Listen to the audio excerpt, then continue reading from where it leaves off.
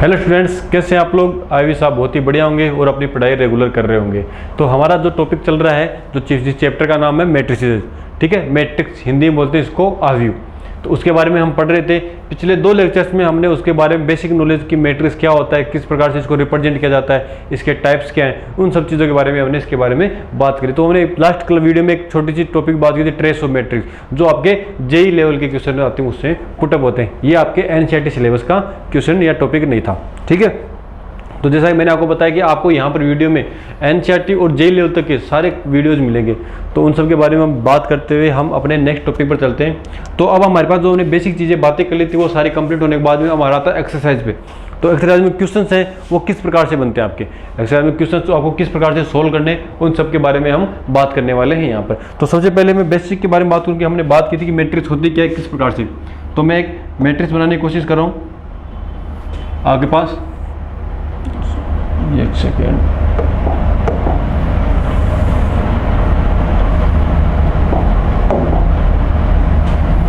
ठीक है, सबसे पहले एक मैट्रिक्स बनाते हैं।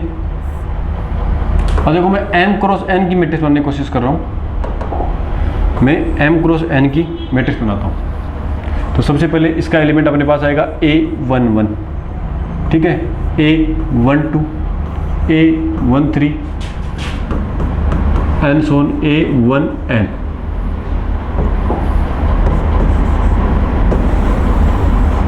ठीक है, फिर अपने पास है a21, a22, फिर है a23 और ये a2n हो गया आपके पास, ठीक है। ये अपने पास a31, a32, a33 और ये a3n के बारे में बात कर रहे हैं। लास्ट वाला अगर हम अपने लेते हैं एलिमेंट तो अपने पास आएगा am1, am2, am3, ठीक है, ये आपके पास हो गए। और इधर आपके पास एलिमेंट हो गया am क्रॉस n, और ये मैट्रिक्स जो है आपके पास किसकी है, m क्रॉस n की, ठीक है। तो ये ऑर्डर की बात हो गई। ऑर्डर का मतलब जो ये m क्रॉस होना होता है, ये देखो यहाँ से पता चल रहा है 1 2 3 4 5 6 एंड सो ऑन m तक जा रहा है। तो जो पहले वाला एलिमेंट हमारे पास, जो पहले वाली वैल्यू है वो चेंज हो रही है।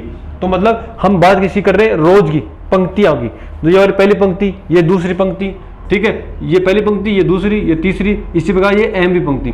तो पंक्तियों की संख्या कितनी है उसमें m। तो सबसे पहले जो यहाँ पर आता है, मैंने आपको क्लास में पीछे बताया कि सबसे पहले जो भी आता है वो आपका क्या आता है, m आता है। m क्या है यहाँ पे, पंक्तियों की संख्या, ठीक है। उसके बाद में n, तो n देखो, n हमारे पास क्या आएगा, देखो 1 2 3 और n छोड़ करके n यहाँ पर आ रहा है। तो n मतलब जो n है वो हमारे पास स्तंभों की संख्या है। तो मैं अगर m की बात करूँ तो m आपके पास यहाँ पे रो है, ठीक है, और n की बात करूँ तो n आपके पास क्या है, कॉलम,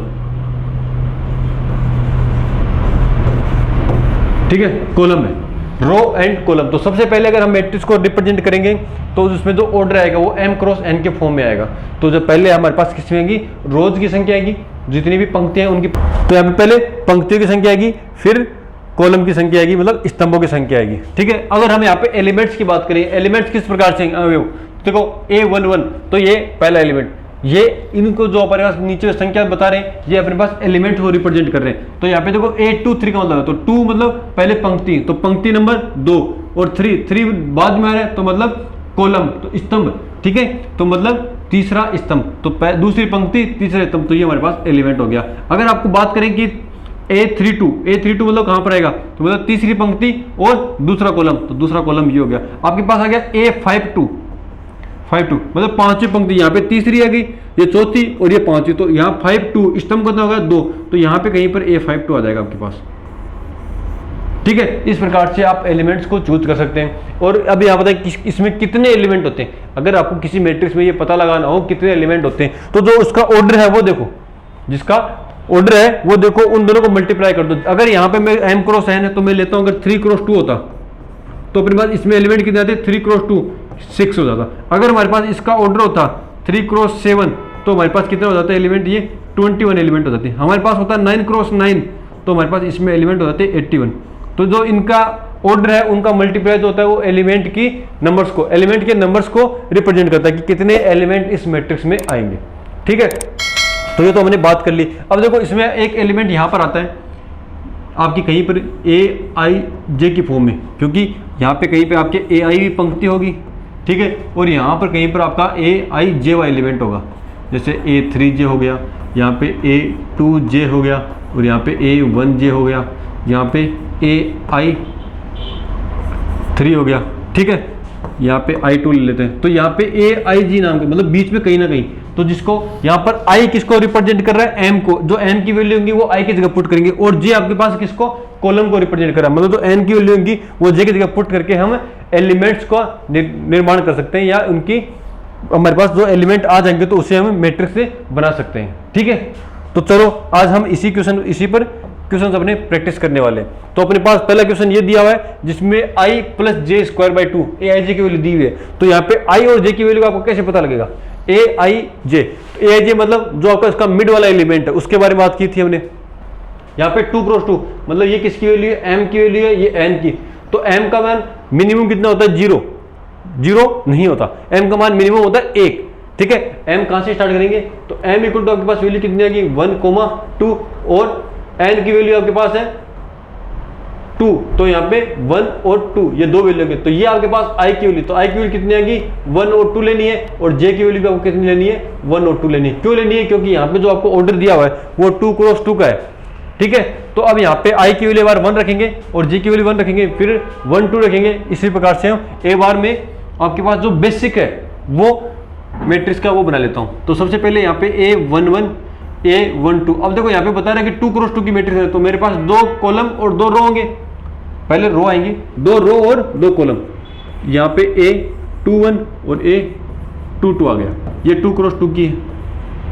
तो सबसे पहले हमें पहला एलिमेंट चाहिए A11 चाहिए, तो A11 के लिए I की वैल्यू कितनी है इसमें, I = 1, J = भी कितना हो गया 1, तो I और J यहाँ पे पुट कर दो, तो 1 + 1 का होल स्क्वायर बाई 2, 1 + 1 2 का होल स्क्वायर कितना होता है 4/2,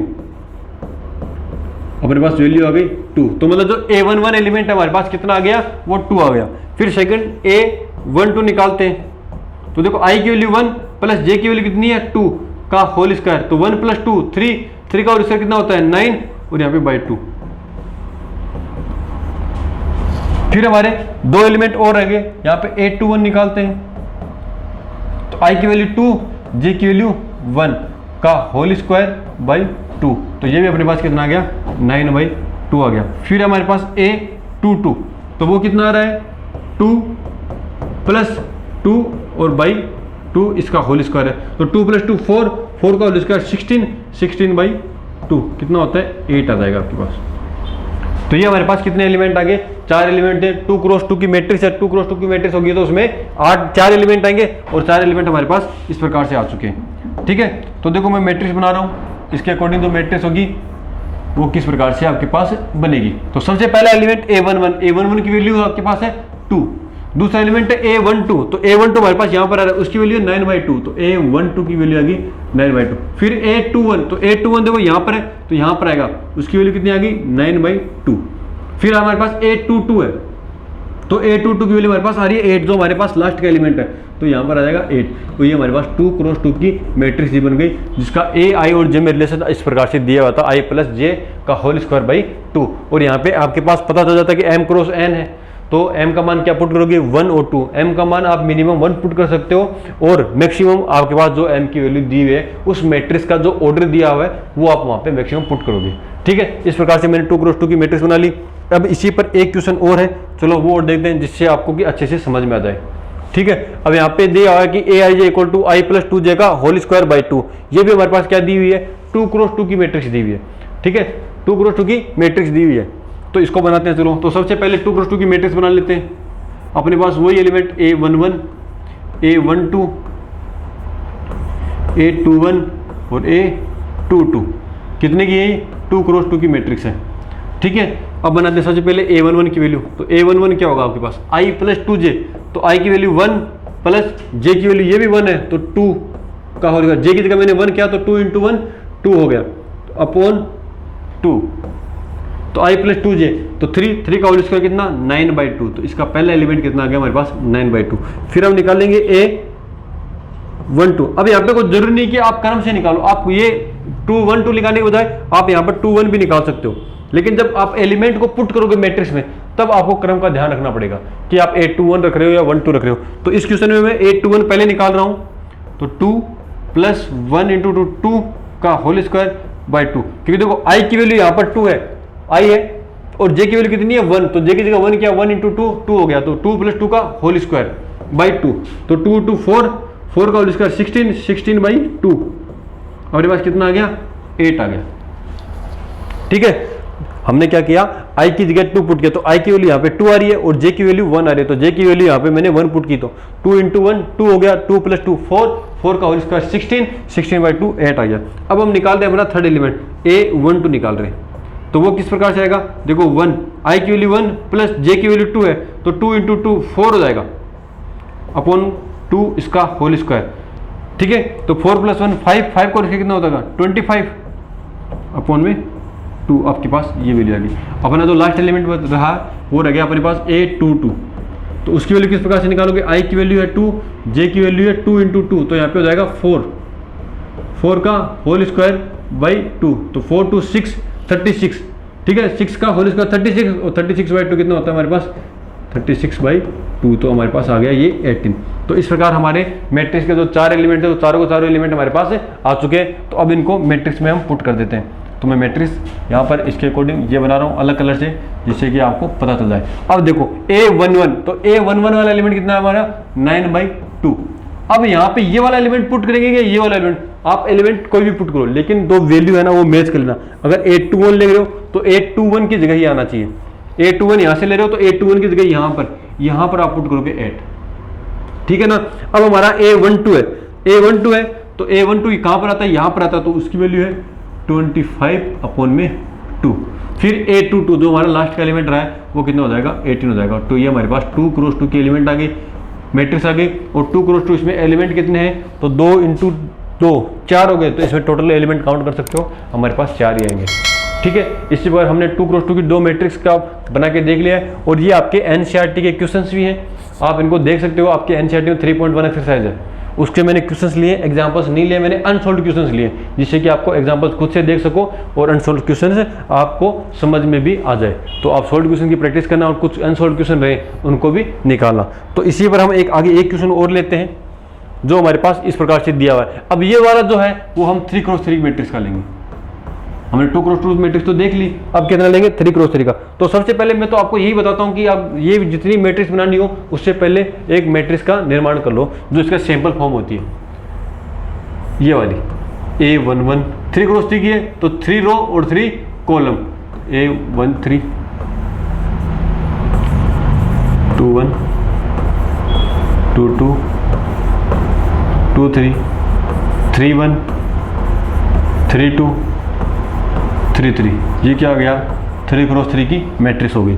ठीक है, अब देखो aij का निर्माण करते हैं। aij मतलब a11, i की वैल्यू 1 और j की वैल्यू 1। अब देखो यहाँ पे 1/2 है, तो 1/2 एज इट इज आ गया आपके पास। माइनस है तो अंदर ले लो -3, 1 की i की वैल्यू 1 है तो 1, तो 1 -3 इंटू 1 -3 हो जाएगा, प्लस j की वैल्यू कितनी है 1।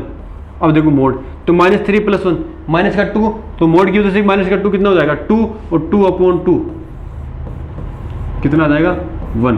यहाँ पे आप ऐसे भी लगा सकते हो माइनस का मोड 2, और मोड का मतलब होता है कि अगर इसके अंदर मोड के अंदर कोई भी वैल्यू आ रही है तो वो हमेशा क्या होगी पॉजिटिव ही आएगी, बाहर हमेशा पॉजिटिव आएगी। तो मोड 2 का मतलब माइनस का था, पॉजिटिव हो गया 2/2, इसकी वैल्यू 1 आ गई।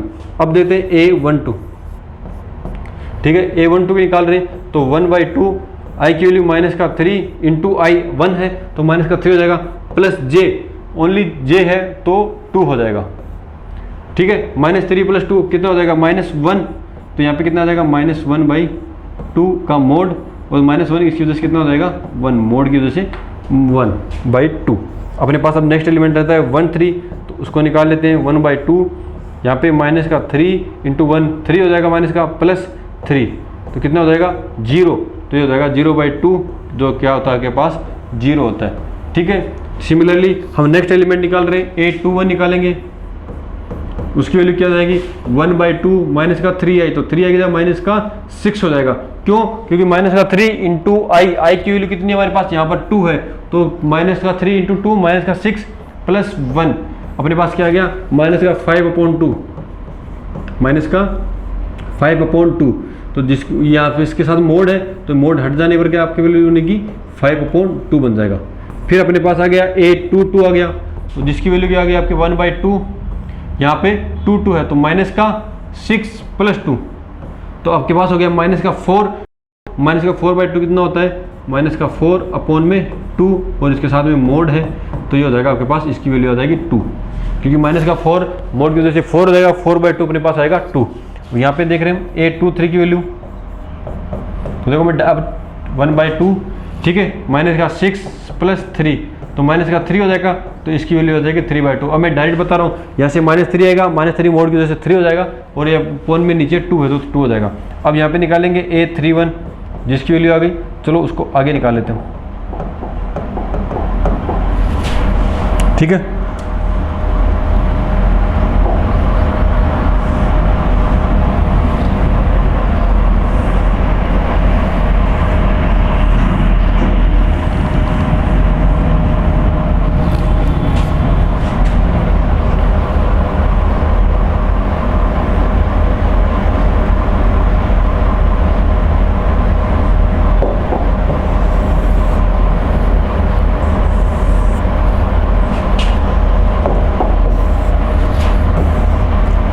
a31 निकालते हैं, ठीक है। तो 1/2 माइनस का 3 इंटू 3, तो माइनस का 9 प्लस 1, तो माइनस का 8/2 कितना आएगा हमारे पास 4। फिर a32 निकाल रहे हैं, a32, ठीक है, 1/2 माइनस का 9 प्लस 2 प्लस का 2 कितना आएगा 7/2 आ जाएगा अपने पास, 7/2। फिर a33 वो कितना आएगा 1/2 माइनस का 9 प्लस 3 कितना आएगा 6 माइनस का, और माइनस का 6/3 कितना हो जाएगा अपने पास हो जाएगा 3, ठीक है। तो अपने पास ये वैल्यू आ गई। अब ये वैल्यूज हम यहाँ पर मैट्रिक्स में पुट कर देते हैं, तो चलो इसको इक्वल मैट्रिक्स बनाते हैं।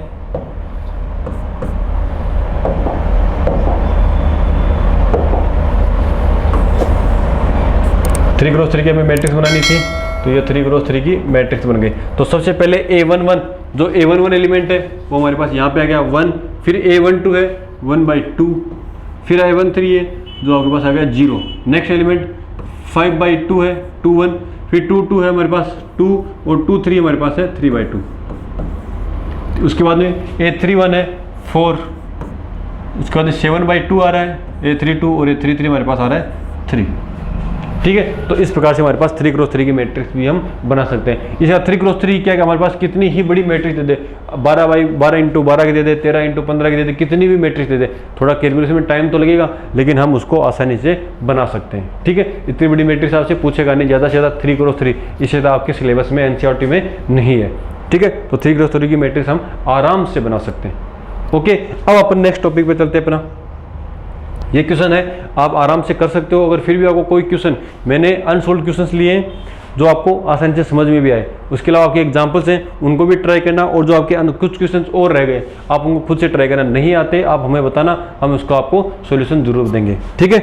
अब मैं नेक्स्ट चल रहा हूँ, अपने पास आ रहा है 2 इक्वल का साइन। अब यहाँ से पहले मैं थोड़ा आपको बेसिक बता दूँ कि हमने इक्वल मैट्रिक्स के बारे में बात की थी, हमने जब फर्स्ट क्लास में बात की थी तो वहाँ पे इक्वल मैट्रिक्स और मैट्रिक्स के टाइप में कि इक्वल मैट्रिक्स क्या होती है कि जिसके उनके क्रॉसपोंडिंग एलिमेंट्स संगत अवयव क्या हो बराबर हो। संगत अवयव मतलब अगर इसका ये एलिमेंट है तो और ये एलिमेंट दोनों हमेशा क्या होंगे इक्वल होंगे, ठीक है। इसका ये एलिमेंट और ये एलिमेंट हमेशा बराबर होंगे। जो ये a11 है, अगर a और b 2 मैट्रिक्स हैं तो यहाँ पे a11 इक्वल टू क्या होता है b11 होता है, a12 इक्वल टू क्या होता है b12 होता है, a13 इक्वल टू कितना होता है b13, b33 इक्वल टू कितना हो जाएगा a33, ठीक है।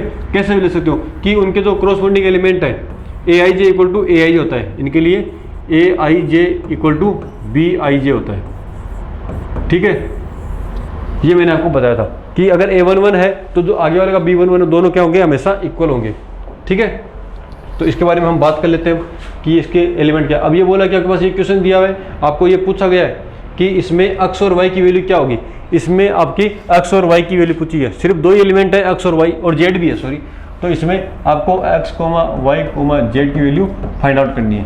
तो कैसे करोगे, देखो यहाँ पे 4 है, यहाँ पे y है, तो डायरेक्ट में y की तुलना की मैंने, तुलना से कंपेरिजन करके बता सकता हूँ कि y इक्वल टू 4 आ गया। सिमिलरली यहाँ पर x आ रहा है, यहाँ पर 1 आ, तो x इक्वल टू क्या हो जाएगा आपके पास 1 हो जाएगा, ठीक है। इसी बार z यहाँ पर आ रहा है, यहाँ पर 3, तो z इक्वल टू आपके पास कितने आ गया 3, तो ये आपके पास इसका सोल्यूशन हो गया, ठीक है। क्या करोगे, अगर a11 है तो उसको b11 की इक्वल कर दो, a12 है उसको b12 के। इसके लिए मेन कंडीशन आपको बताई होगी मैंने कि इनका दोनों का ऑर्डर सेम हो, अगर दोनों मैट्रिक्स जो भी है उन दोनों का ऑर्डर सेम हो तभी हम उन दोनों को इक्वल कंडीशन बता सकते हैं, इक्वल मैट्रिक्स होंगे, अन्यथा अदरवाइज वो इक्वल मैट्रिक्स नहीं होंगी, ठीक है। नेक्स्ट हमारा क्वेश्चन है इसी पर बेस्ड, 3x + 7 5 और ये यहाँ से मैं क्या करना, एक्स वाई जेड की वैल्यूज निकालनी है। तो सबसे पहले देखो जो इजी सा इक्वेशन लगती है मैं यहाँ से निकाल लेता हूँ, यहाँ से y की वैल्यू 5 को देख रहा हूँ और y - 2 है, ये आपके पास है y - 2, ठीक है। तो देखो y - 2 इक्वल टू अपने पास कितना आ रहा है 5 यहाँ से, तो y की वैल्यू यहाँ से आ गई आपके पास 7, ठीक है, एक वैल्यू आ गई। अब यहाँ से देखो 3x + 7 है, तो यहाँ से मैं ये फर्स्ट हो गया, अपने पास सेकंड सोल्व कर रहे हैं, 3x + 7 इक्वल टू, देखो ये फर्स्ट एलिमेंट है, इसका फर्स्ट एलिमेंट के इक्वल कर दो 0, तो यहाँ से x की वैल्यू कितनी आ जाएगी, ये 7 उधर गया, -7 और 3 मल्टीप्लाई में था तो ये डिवाइड में आ जाएगा, तो x की वैल्यू आ गई -7/3। फिर अपने पास नेक्स्ट कंडीशन है कि y + 1 इक्वल टू 8, तो यहाँ से आ गया y + 1 इक्वल टू 8 आ गया। तो देखो यहाँ से हमें चेक करना होता है कि यहाँ पे नहीं कि x y आ गए, हमने यहाँ से आंसर निकाल लिए, कम से कम अगर इसकी सारी कंडीशन दी हुई है तो हमें चेक करना होगा कि ये सभी के लिए सही है कि नहीं है, क्या पता इसके लिए इसकी वैल्यू अलग आ जाए। तो हमारे पास अगर x आ रहा है तो x एक वेरिएबल है और उसकी x आ रहा है तो उसकी वैल्यू हर जगह सेम रहनी चाहिए, ठीक है। तो y + 1, तो y इक्वल टू 8 - 1 हो जाएगा तो 7, तो यहाँ से y की वैल्यू तो दोनों से इक्वल आ गई, ठीक है। अब बात करते हैं x की, वो कितना है 2 - 3x इक्वल टू कितना आ गया 4, मैं 3x को उधर ले जा रहा हूँ, 4 को इधर ले गया, तो 3x इक्वल टू आपके पास कितना आ गया -2, 4 इधर है, ये प्लस का था, इधर है माइनस का, तो 2 - 4 -2, तो यहाँ पे -2, तो x की वैल्यू कितनी आ गई आपके पास -2/3। देखो यहीं पर हमारे पास मिस्टेक आ गई, ये दोनों आपस में मैच नहीं कर रहे, यहाँ पे हमारे पास x की वैल्यू -7/3 आ रही है और x की वैल्यू -2/3 आ रही है, ठीक है। तो एक ही क्वेश्चन में x की दो वैल्यू नहीं आ सकती, तो इसके लिए हम क्या बोलेंगे, इसका कोई हल नहीं मिलेगा, ठीक है। x और y का कोई ऐसा हल नहीं है जिसके लिए दोनों मैट्रिक्स इक्वल हो, ठीक है, क्योंकि यहाँ पे इस कंडीशन में x की अलग वैल्यू आ रही है और इस कंडीशन में x की अलग वैल्यू आ रही है, ठीक है। तो हम अब बोल सकते हैं कि यहाँ पर x का कोई हमें हल नहीं मिलेगा, ठीक है। अब हमारी नेक्स्ट बात आती है हमारे पास सम करने की, कि मैट्रिक्स अगर हमारे पास कोई दी हुई है उनका सम और उनका सबसेट, उनको घटाना और जोड़ना किस प्रकार से किया जाएगा, ठीक है। तो देखो मैंने आपको थोड़ा बेसिक में बता दिया होगा, लेकिन आज फिर से वापस बात करें, a + b, अगर आपको a + b निकालना है तो a + b के लिए हमारे पास क्या होना चाहिए कि जो भी मैट्रिक्स a है उसका order m × n into b, जो मैट्रिक्स है, सॉरी हमें प्लस करना है, b का m × n दोनों का ऑर्डर हमेशा सेम होना चाहिए। अगर आपको कोई भी दो मैट्रिक्सों को ऐड कर रहे हो तो उन दोनों का ऑर्डर हमेशा सेम होना चाहिए, ठीक है। पहले कंडीशन तो ये हो गई, अगर आप उसको घटा रहे हो तो उनका का क्रम भी ऑलवेज क्या होना चाहिए, सेम होना चाहिए। अगर आप a - b निकाल रहे हो, a - b निकाल रहे हो तो यहाँ पर उन दोनों का ऑर्डर m × n है, तो m × n ही रहना चाहिए। ऐसा नहीं कि एक का ऑर्डर m × n आ गया और दूसरे का ऑर्डर n × p आ गया। तो लेकिन अगर आपकी कंडीशन है, आपको कोई क्वेश्चन ऐसा प्रकार से आ जाए, आपके पास कोई क्वेश्चन इस प्रकार से आ गया कि आपके पास a + b, जहाँ पे a का ऑर्डर m × n है और b का ऑर्डर है p × q, तो इनका योग यदि संभव है इक्वल पॉसिबल, इनका सम अगर पॉसिबल है तो यहाँ पर p और q की वैल्यू क्या होंगी, या m p q तथा n में क्या संबंध होगा। तो आप यहाँ से संबंध निकाल सकते हो कि m और p दोनों इक्वल होने चाहिए, तो यहाँ से m = p हो जाएगा और आपके n = क्या हो जाएगा, q हो जाएगा। तो जोड़ने और घटाने के लिए हमेशा क्या चाहिए आप लोगों को कि दोनों जो भी मैट्रिक्स दी हुई है उनका ऑर्डर सेम होना चाहिए, ठीक है। और यहाँ से हम क्वेश्चन करके देखते हैं कि अगर आपके पास a + b निकल लेते हो तो आपके पास a + b और b + a दोनों हमेशा सेम आएंगे। हम इसकी प्रॉपर्टी के बारे में बात करेंगे आगे चलकर, ठीक है। तो यहाँ पर अगर हम बात करें तो a प्लस बी और b प्लस ए दोनों सेम आते हैं, लेकिन अगर यहीं पर हम घटाने की बात करें a माइनस बी, तो वो b माइनस ए के इक्वल नहीं आता, नॉट इक्वल टू होता है। a plus B equal to B plus A होता है, लेकिन a minus B not equal to B minus A होता है, ठीक है। तो हमारे 3.1 का लगभग जो भी बातें थी वो हमने उसके बारे में डिस्कस कर लिया है। इसमें बस एक छोटी सी बात और रहती है, उसके बारे में और बता देता हूँ मैं, जो भी आपके 3.1 का शायद सेकंड और थर्ड क्वेश्चन है, कि अगर आपको किसी मैट्रिक्स के एलिमेंट दे दिए जाए, कि मैं बात कर रहा हूँ कि अगर आपके पास कोई मैट्रिक्स है उसमें अंदर 12 एलिमेंट है, तो उसके कितने पॉसिबल ऑर्डर्स हो सकते हैं, कितने कौन कौन से हो सकते हैं और कितने पॉसिबल ऑर्डर्स हो सकते हैं। तो उसके लिए क्या करना है कि हम इसके फैक्टर्स कर सकते हैं। तो उसका निकालने का तरीका है कि 1 × 12 हो सकता है। मैंने बताया था आपको कि एक ऐसी मैट्रिक्स भी पॉसिबल है जिसमें 1 रो हो, और एक ऐसी मैट्रिक्स भी पॉसिबल है जिसमें सिर्फ 1 कॉलम हो। और हमारे पास अगर हम 1 × 1 की मैट्रिक्स की बात करें, कि हमारे पास एक मैट्रिक्स इस प्रकार से है कि 1 × 1, कि इसमें रो भी 1 है और कॉलम भी 1 है, ठीक है। तो ऐसी मैट्रिक्स भी हमारे पास पॉसिबल होगी। तो यहाँ पर 1 × 12 हो जाएगा। फिर अपने पास आएगा नेक्स्ट 2 × 6, क्योंकि दोनों का मल्टीप्लाई भी 12 आ रहा है। फिर 3 × 4, इन दोनों का मल्टीप्लाई भी 12 आ रहा है। फिर आएगा हमारे पास 4 × 3, इन दोनों का मल्टीप्लाई भी। अब इनका उल्टा चले, यहाँ पे 3 × 4, 4 × 3 आ गया, तो यहाँ पे देखो अब वापस से 6 × 2 हो जाएगा और 12 × 1 आ जाएगा। इसके अलावा और कोई भी ऐसा वैल्यू नहीं है जिनका मल्टीप्लाई हमारे पास दो मैट्रिसेस का 2 के इक्वल आता हो, ठीक है। तो यहाँ पर ये हमारे पास ये m हो जाएंगे और ये क्रॉस n, ये n की वैल्यूज पॉसिबल हैं और ये m की। तो ये देखो m और n आपस में रिपीट भी हो रहे हैं। तो इस प्रकार से हमारे पास पॉसिबल हो सकते हैं। इसी प्रकार अगर कोई सेकंड क्वेश्चन अगर यहाँ पे 27 आ जाए, ठीक है, तो इस प्रकार की मैट्रिक्स का कितनी ऑर्डर्स पॉसिबल है, तो उसके बारे में बात करें तो सबसे पहले तो आप 1 से मल्टीप्लाई कर दो, 1 × 27। अगर 1 × 27 है तो 27 × 1 भी पॉसिबल होगा, क्योंकि एक में m 1 रोज हो जाए या 27 रोज हो जाए, ठीक है। फिर आता है 3 का, 2 नहीं आएगा इसमें, 3 का इंटू 9, 3 × 9, तो 3 × 9 है तो 9 × 3 भी पॉसिबल है, ठीक है। इसके अलावा हमारे पास इसकी कोई और ऐसी मैट्रिक्स नहीं बन पाएगी कि जो पॉसिबल हो। तो 27 का अगर हमारा किसी एलिमेंट है तो उसके हमारे पास 4 ही मैट्रिक्स बन पाएंगी, जो किस प्रकार से 1 × 27, 27 × 1, 9 × 3, 3 × 9। आप उनके टुकड़े कर दो, उन दोनों का मल्टीप्लाई हमेशा किसके इक्वल आना चाहिए, 27 के आना चाहिए, ठीक है। तो जब कभी आप मैट्रिक्स के एलिमेंट दे दिए जाए तो आप उसके टुकड़े इस प्रकार से करो कि उन दोनों का मल्टीप्लीकेशन हमेशा क्या आना चाहिए, उनके एलिमेंट्स की संख्या के इक्वल आना चाहिए, नंबर्स के इक्वल आना चाहिए। इसीलिए तो हमने बात की थी कि अगर आप किसी मैट्रिक्स में एलिमेंट्स के नंबर पता करना हो तो m × n को दोनों को मल्टीप्लाई कर दो, जो भी आंसर आएगा वो आपके उस मैट्रिक्स में एलिमेंट्स की नंबर हो जाएगा, ठीक है। तो न्यू कोचिंग पर बने रहने के लिए आपका बहुत बहुत धन्यवाद। आज के लिए इतना ही, बाकी सब हम करेंगे नेक्स्ट क्लास में। Thank you.